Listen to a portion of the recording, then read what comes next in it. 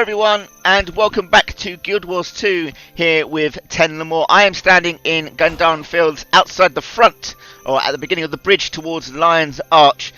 We have recently helped the Order of Whispers, or a petition to join the Order of Whispers, and they have granted this nice little hammer here as part of a weapon from their collection. We're about to go in and perhaps try and find one of our new mentors, moving on from the Logan Thackery and human side story to a more focused story on Zaitan, this undead elder dragons that's somewhere down here in Ore.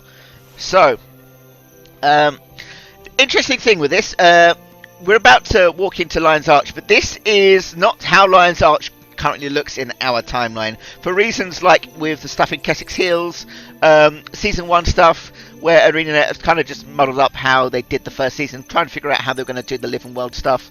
So this current Lion's Arch is not how we know it. We'll walk in, we'll get a little cutscene for the current Lion's Arch, but once we go into the instance, then we'll see how Lion's Arch is meant to be. So let's go in and have a look, and we'll get to see this new look of Lion's Arch.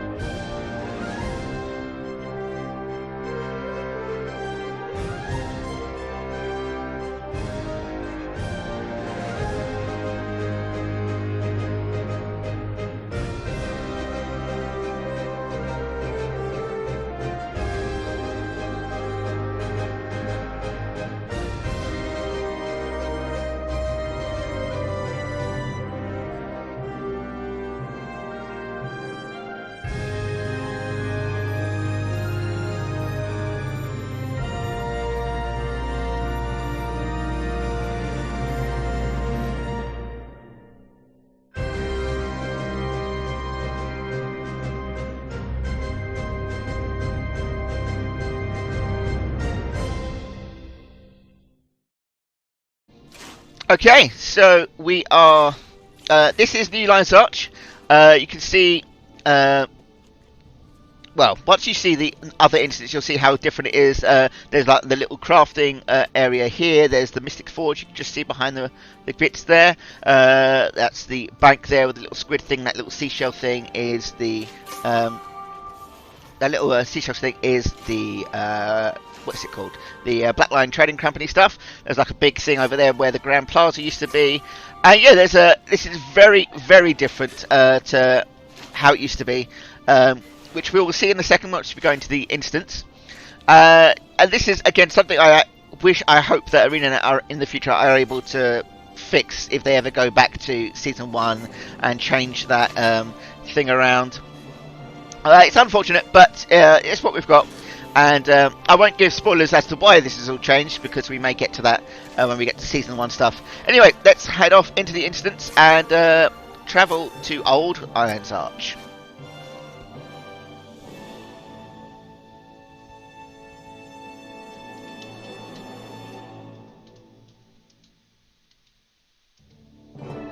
Okay, so here we are. This is Lion's Arch, certainly how I remember it when I first started playing the game. And you can see that the layout is more or less the same, but it's very different. Lion's Arch is like this free, like independent state. It's like built by pirates and like corsairs and things like that. And you can see most of the architecture looks like it's been built out of like upturned boats. Like these will look like this. The underneath of boats and things, or this kind of sail architecture, this woods. Yeah, and you can actually have a little bit of a walk around in Lion's Arch. You can see some of the architecture over there. It looks amazing. You can have a little bit of a look around in this instance to what it used to look like. I won't have too much of an explore, but you can see, you kind of get the idea of how different it is. You can see like the old Mystic Forge there, and we come up to the old plaza. There's like the old Asura gates there where you could go. You could go to the other places in the world. This is like the PvP and raiding bit and world v world portals over there, and this is the this here is the plaza where we were just standing. This is what it used to look like. We can see Logan over there and a few other people. There is someone called an Amini over there, which is a member of a race called the Hylek, which is like a toad people race that we've yet to meet. We've got a Char soldier coming over here. Hello. Out with it. We used to be at war with these guys, and we're still kind of wondering about. Oh, I can't show you the wider map, but there are still some lingering hostilities over in Ascalon. These people took where 10 is ancestrally from, although to be honest, it is kind of their homeland. So fair play to them. Now, before we go over and speak to Logan, there's some kids over here that have some interesting information. Well, at least I think it's interesting information for what we're about to witness. So we're going to go over and we're going to listen to what they're doing. This is it. I'm Eris Tagalkin, and I'm going to lead Destiny's Edge to victory. Rawr! I'm the Crystal Dragon, and I'm going to make you all crunchy. I'm Logan, and I'm going to run away. Hey, that's not fair. Logan didn't run away. He went to save the Queen. That's running away. His guild needed him. Ritlock wouldn't have run away. Why don't you be Ritlock then? Okay, I will. I'm Ritlock Brimstone, you harpy-sniffing dragon. Feel the wrath of my flaming sword. If he gets to change, I want to change too. I'm Kaith now. Then I'm Zoja. Your leadership stinks like a scrit cesspool, Air. You're the reason we failed. You can't be Zoja. You're the dragon. And I'm not Air anymore. I'm Kaith. And Kaith says, focus on the dragon, morons. Char tribunes don't take orders from Kindling. Follow me, everybody. Except you, Logan. You can run back to your girlfriend. Quit that! He didn't run away. Ha! I'm the dragon again. And Destiny's Edge is too busy fighting each other to fight me. Die! Scorch it all! The dragon got us! If only Logan hadn't run away and Air was a better leader. Yeah? Well, if only Ritlock had stuck to the plan and Zoja wasn't so cranky. Destiny's Edge tastes delicious. Now I shall conquer the world! Okay, everybody stop. This isn't working. Let's play Renegades and Separatists instead. Dibs on Ajax. So, yeah, some interesting stuff about what seems to be the members of Destiny's Edge, perhaps Logan Thackery's old guild, and like just that's more or less that what they've kind of talked about is more or less the kind of idea that of what happened. Now, I would show you on the world's map maybe after what happened, but yeah, that's interesting. Just bear that stuff in mind when we go into this next lot of conversation with Logan. Let's go speak to him now. I'm not sure I trust Kate's motives. Stay close. I doubt it's an ambush, Logan. Let's just see what she has to say. Here we go. Like we can see, Ritlock, Air is here, Zoja, Kate. Welcome, fellow members of Destiny's Edge. We must speak of the threat of the Elder Dragons. When I agreed to come, I didn't know you'd be inviting this Char. I could say the same for you, human. Finally crawling back for forgiveness, Logan. I've done nothing that needs to be forgiven. Logan, Ritlock, enough of your squabbling. Kaith, I doubt that we can unite again. Not after our last mistake. The Norn's right. When Heirs Tagalkin makes mistakes, people die. Is that what you think, Zoja? That what happened was my fault?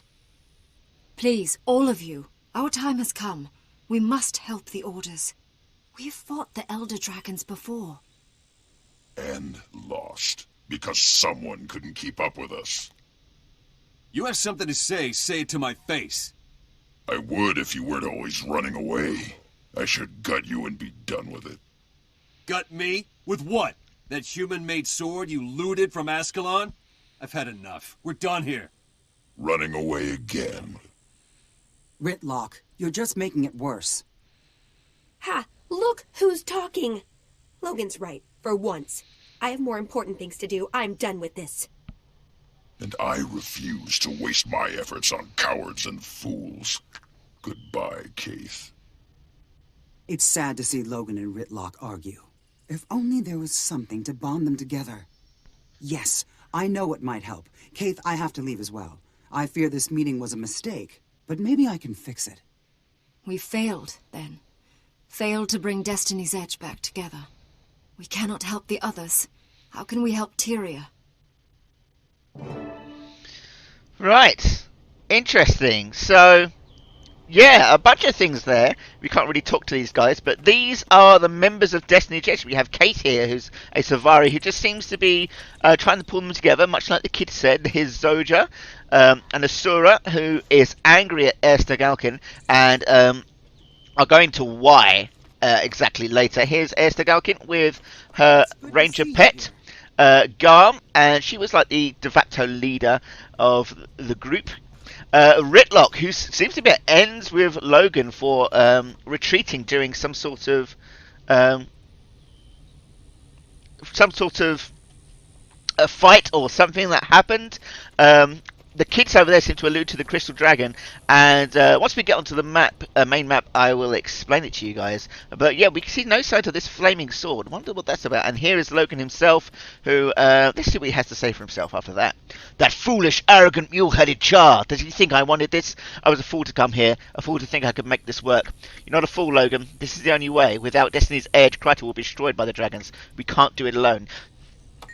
I know that, I knew Ritlock was angry, Zodra, all of them, but I don't see that the choice that I made was hard on me too. You had to choose between the woman you love and your guild. You did the best you could in time. The time is the one thing we don't have, my friend, but you're right. I think I need to take some time to cool off. I'll contact you soon. Don't give up, Logan. Tyria needs you. We all do. Here we go, and they all walk away. We've got a black line key. To do their own separate things. We're kind of saying goodbye to Logan with this one. Let's come out of the instance and head back to Lion's Arch. Yeah, and I'll explain like the story of Destiny's Edge. I believe it takes place 5 years ago, I think. There's a book that kind of explains the whole thing. They formed up and went on to face the Crystal Dragon, called Kraukatoric. He's one of the big elder dragons. Like we know of Zaitan, who's the undead dragon who's currently plaguing our lands. And well, yes. So Ascalon. This is where the Crystal Dragon rose up somewhere up here in the Blood Legion homelands, and was making his way south along this. You see this big purple line? That's called the Dragon Brand, and that's basically Kraukatoric's special thing, like let's get out of the way of this noise. So Zaitan's thing is undead. The Crystal Dragon is kind of like this corruption through crystallizing and making these crystal beasts. And he flew south and made this massive scar all throughout Ascalon and the Crystal Desert and down into the lands of Alona down here. And yeah, so the Destiny's Edge waited for him here. There was a bunch of people. There were 2 others there as well. There was a friendly dragon called Glint, which we'll get a lot more of the story on. This was the daughter of Kraukatoric, but she had been cleansed and made good. So she was fighting on the good side. And there was another Asura called Snaff, who was here as well, and they were waiting there in wait for Kraukatoric to come. But, like I say, Logan got word that the Queen needed him. He left, and Air decided to stay and enact the plan without him, and because of that, Snaff died. Snaff was Zoja's apprentice. This stuff we will learn way later in the story, by the way, but I'm just giving it to you now. And ever since then, the Destiny's Edge have kind of split up and fractured, and have never been able to forgive one another. So yeah, that's more or less the story of Destiny's Edge there. Now, I think to continue on with the story, we need to know a little bit more about, before we continue with 10, a little bit more about some other members of Destiny's Edge. Try and get a full scope on this story. So I'll see you soon with the next chapter in this story to try and put together the threads of Destiny's Edge, to find out more about this Ritlock Brimstone, and perhaps find out about this sword, this flaming sword he has, and find out a little bit more about this tension between him and Logan, and to get to know Logan's rival, let's say, a little bit better. So let's hop on over to someone a little bit different.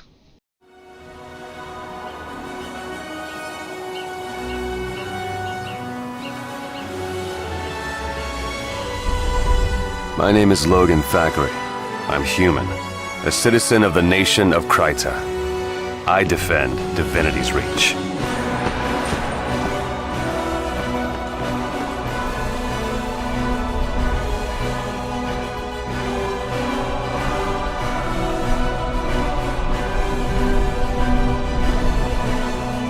Though in battle, we fight for our homes, our gods, and our queen.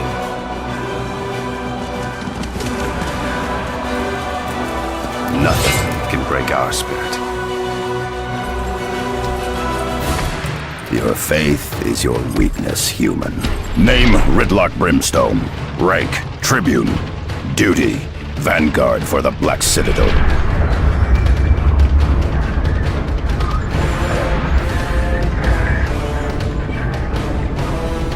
Char bow to no adversary.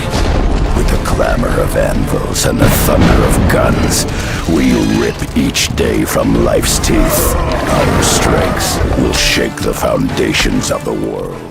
Okay, so everyone, welcome back to the new chapter. I say chapter, a new act in the story, where we're going to follow along in the life of a Char for a bit to kind of understand a little bit more about the Char, this race that we've seen so down in a different, visit a new land, and understand a little bit side part of the story and how different these stories can be. I want to showcase everything that Guild Wars has to offer, and yeah, we're going to be following this thief Char for a little while. So through the trouble, though trouble may follow me, I overcome it with my ferocity. I'm a soldier in the Blood Legion.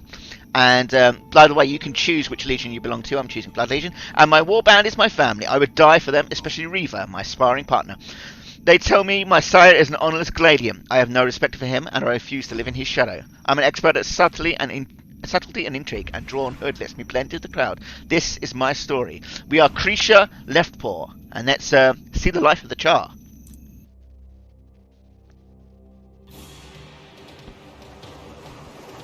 I am a Char. In this world of constant battle, I am the deadliest weapon of all. I respect no authority but the clenched fist of my legion. With engines of destruction, we have killed our gods. We reclaimed our homeland of Ascalon, and we planted victory banners on the graves of our enemies. Yet if we waver, it could slip through our claws. Victory, at any cost.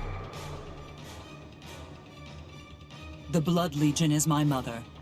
The Blood Legion is my father. We Char are born into battle. We live on the fields of war, and I will die fighting. I'm a soldier, a ground pounder, frontline infantry. I face the enemy head on.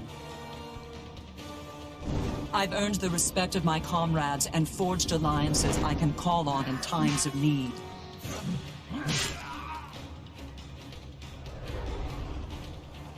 In the Blood Legion, we are taught the meaning of the word duty.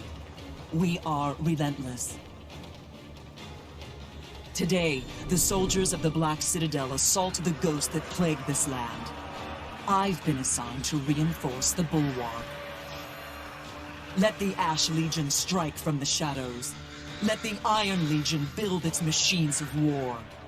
I will not stop fighting until the only thing left standing on the field of battle is me. This is my story.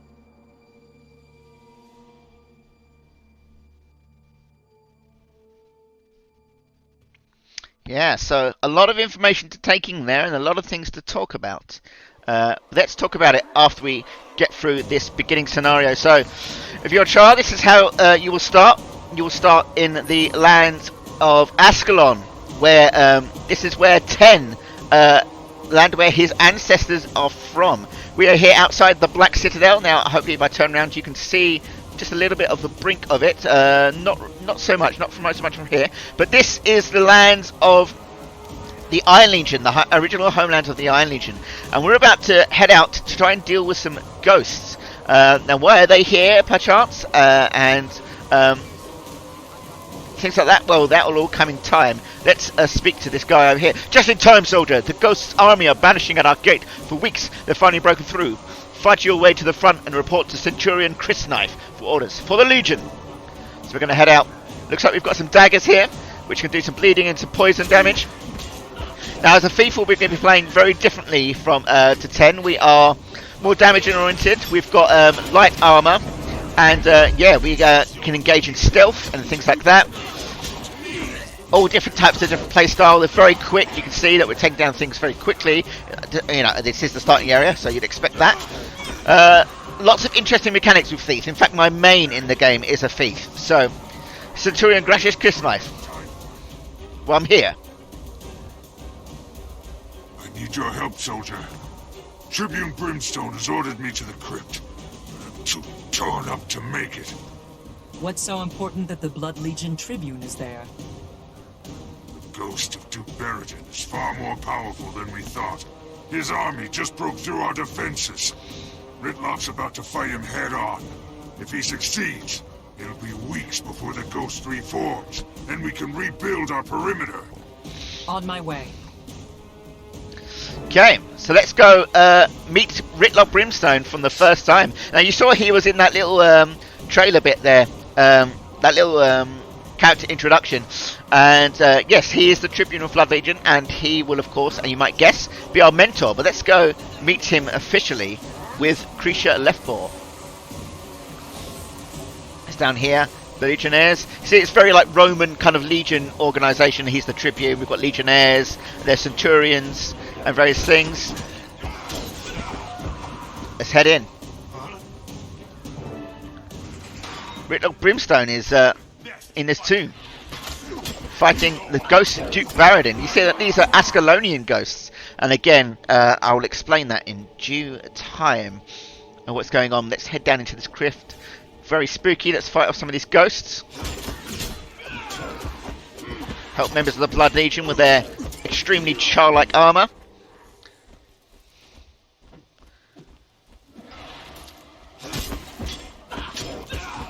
Hopefully we get there in time. And here we go. They seem to be fighting. There's a bunch of people here already fighting Duke Baradin. Unfortunately, we didn't see the little thing there. There's Ritlock here as well.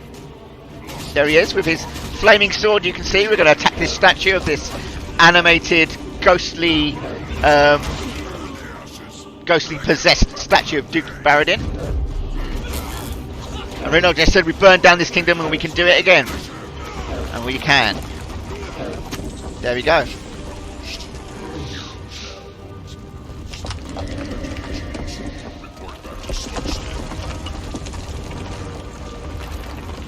And it's gone. Then we go back into the open world map.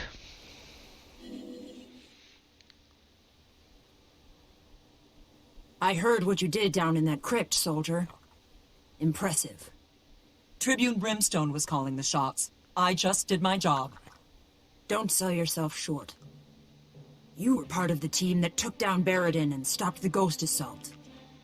Smokestead is safe now, and you helped make it that way. People are still on edge, though. It'd help if they saw someone like you making the rounds, lending a hand. The quicker we get this place squared away, the sooner the legions can get back to business. You can help. I'd rather have volunteers. But if I have to issue an order, I will. That won't be necessary, Legionnaire. I hereby volunteer. Okay. Okay, we've completed our first bit there. We're going to get a new dagger. We've leveled up a few times to get our stuff that we've all seen with 10. And yeah, now welcome to Ascalon proper, the plains of Ashford.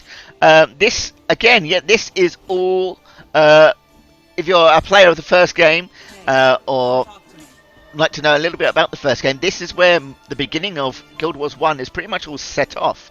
You can see this massive construct here, and you can kind of see it on the map that leads all along these lands here. This is the Great Ascalon Wall. Now, during the first game, there was a city here, the city of Ascalon, that was owned by humans that kind of fending off the Char invasions from the north. And yeah, and you notice how the ghosts were all human. Well, basically, it got to a point where they did the humans did something. They did a ritual that would hopefully have cleansed them of the Char, but it ended up cursing them. It's known as the Faux Fire, and basically condemned all the humans here, the Ascalonians, to be ghosts and forever to haunt these lands. And we will see more of that as we go. And maybe that's got something to do with Ritlock's sword, that Ascalonian blade that he carries. But yeah, this is Ascalon, and this is where we're going to be adventuring for the foreseeable future. A bunch of things normally. Let's go in and I'll show you guys what the Black Citadel looks like. This is the Iron Legion. The Iron Legion land. This is where the Iron Legion have come from, the entirety of Ascalon.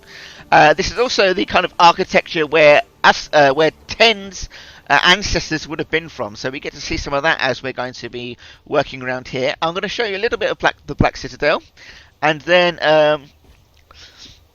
yeah, hopefully we'll get to see a bit of Ritlock in the future, and then we'll call it an episode, and we'll join us next time when Creature is level 10. So here we can see like this Death Star kind of construction in the back. This is all super mechanical, as is the Iron Legion way. They are like the builders, the inventors. So all this magnificent stuff walking around. It's much like Divinity's Edge, but just like extremely Char.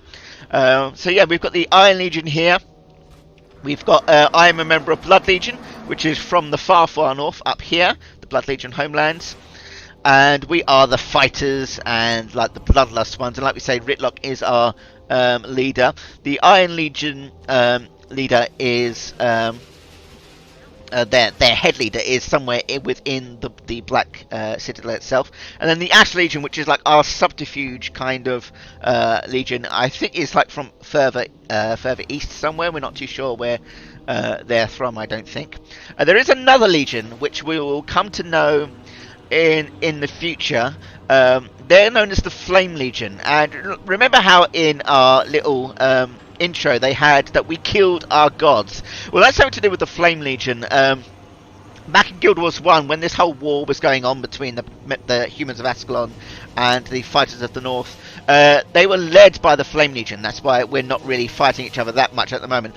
The Flame Legion were in charge, and they saw how powerful the humans were with their gods, and they made their own gods, and then they gifted them fire magic. Now, traditionally, Char aren't very magically inclined. Of course, you can be an elementalist, you can have magic in character creation, but traditionally, they're not very that way inclined, and they used that magic against the members of Ascalon. In fact, they enacted a ritual called the Searing, which brought down these massive crystals that basically completely destroyed this part of Ascalon. It destroyed the city. This is long before the Faux Fire. And yeah, the output of that war more or less ended with the humans killing like tons of the Flame Legion up here, the tons of the Char with the fire magic, and the legions basically swore never to worship gods again, as it seemed to brought ill omen. They killed their fire god that they had made, and yeah, that's more or less kind of like the story of the Char. There's in fact some statues around here somewhere of some famed Char legionnaires and things of people that helped during this time. I don't know if I think there's somewhere here. There you can just see like the brink of one over there. You see some Ash Legion soldiers. You can just see just over there in the distance some of the heroic legends of the Char here that kind of helped during that scenario. They also spoke. Do you remember the kids that spoke about renegades and separatists? Well, that's something to do with the story down here. And I don't remember me saying when we were exploring Roxton, but this circle here is the last human bastion in Ascalon. It's Ebonhawk. This is where the treaties here, where they're trying to stop the human fighting. So the renegades and separatists are basically the human and Char factions, respectively. They're kind of like going against that. They want the war to continue. So they've got the separatists of the humans and the renegades of Char, and they're kind of the sub factions there that are trying to get this war between our nations to continue. I'll quickly come over here and show you some of the statues here. Here we go. The statue of Vilio Raptor Gaze, and then here you go, here's like Ophelia Soul Cleave. These are all members of stuff that was trying to help during the times of old. There's even some out in the plains of Ashford themselves. There's a few statues there of various things that can help. But yeah, this is where I'm going to end this episode here, guys. Thank you for listening. I hope you're... Whoops. Wrong button there. It doesn't really matter. Let's get off our thing. So, thank you guys for watching, and we'll continue Creature's story next time, and I hope you don't mind the new direction we're going to take this story. Thank you for watching, and we'll see you next time.